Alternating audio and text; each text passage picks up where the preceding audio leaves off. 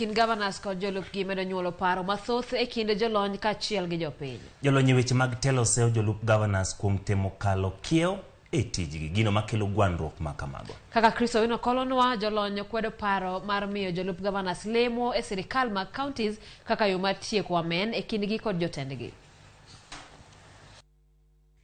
Higni 12 nyaka ne oganda jo Kenya rwak sirikal mag gwenge, telo mag gwenge pod digni e chopo lek maggi. Leo e chwalo omenda ne sirikal mag counties, weche mag mibadhi kaachiel gi ywarruok ma kinde ka kinde e kind gavanas kod jolupgi gin moko kuom midhiero moseng'wano telo mag gwenge e pacho kae. Kata odoko ni moko kuom counties osegoyo okang', moko kuom gi to pod yulo kaluwore kod gwandruok mag jotelo.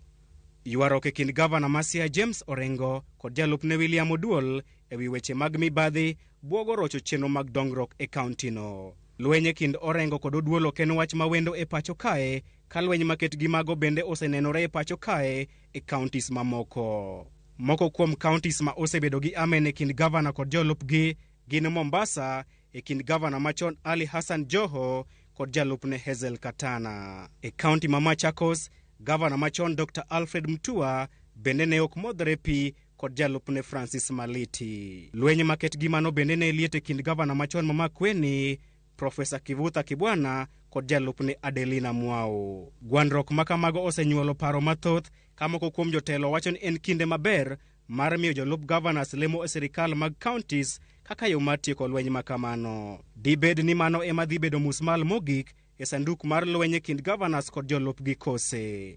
Katiba design mare gi architecture mare nokete mondo mi ofwenye ni kantiere county to ngene chief mar piny en achiel.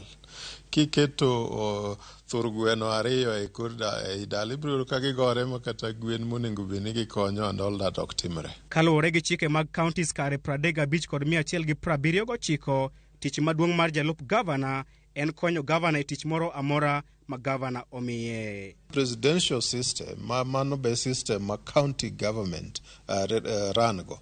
Ok en ni waketo offices ariyo mar parallel.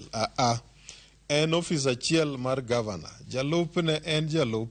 En ng'at ma imiye tich ni koro ringi mondo mi dhi tim ochalo jating' ndaye. Omiyo en kuponi ochopo kama koro bende ok odwa ting'o ndaye ni to be seche moko koni anto koro aolgo mondo mi awuog gi ng'at machielo mondo mi koro bi odonji ka. Jalup gavana bende nyalo mako lemo mar gavana e yor kojolo poni gavana onge. Kata kamano, ok onyal ndiko kata riembo e tich jatich moro amora mar county e kinde no. Moko kuom jolup gavanas bende oseyudo seyo kuom temo jaro kata rocho telo mag jotendgi kaka yo mar yudo mbi mag siasa. Tabu moro ma wan godo sani nikech deputy governors ong'e gani koponi vacancy owuok e governor to gin e next in line. Omiyo samoro yudo ka ntiere kata moko matiyo gi MCS mondo gi impeach governor. Kech ong'e ni ka impeachment no rumone to en ema en governor. Jolony weche mag telo siemo governors mondo go kogno joma gitemo gwelo kaka jolupgi kendo gwel jogo ma ginyalo tiyogo e yo maber kar gwelo jogo man kod dwaro mar bedo governors e kinde mabiro. Governor kano miye thuolo mondo mi oyier ng'at makoro deputize. Ntiere kwan magigoyo mang'eny sana. Samoro gigoyo kwan kaluwore gi gweng' makama ema ji ng'enye kendo gweng'ni ng'eni kuponi akaw kuodgi moro kata nyargi motegno ema keto mbele gibiro miya ombulu. Kata samoro bende miketo no embe oneno ni embe en thuon chuth ma en be kata komi bede no nyalo bede.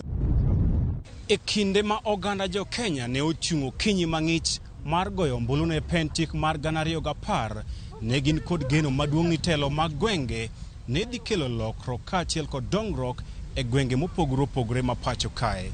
Kata kamano, nitiere luoro ni geno ma kamae nyalo mana bet ka lek poni ok otiek ywarruok ma kinde ka kinde e kind governors kod jolupgi. Chris Owino, Ramogi TV, Nairobi. Erokamano Chris.